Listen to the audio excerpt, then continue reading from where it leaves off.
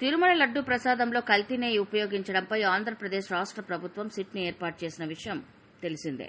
Guntur range IG Sarvashreshtha Tripathi సారథ్యంలో ప్రత్యేక దర్యాప్తు బృందాలను ప్రభుత్వం ఏర్పాటు చేసింది. ఇందులో డీఐజీ గోపీనాథ్ జెట్టి, ఎస్పీ హర్షవర్దన్ రాజు, వెంకట్రావు, డీఎస్పీలు సీతారామరాజు, శివనారాయణ స్వామి, సత్యనారాయణ, అలాగే ఉమామహేశ్వర్, కల్లూరు సీఐ ఎం సూర్యనారాయణను సభ్యులుగా నియమించింది.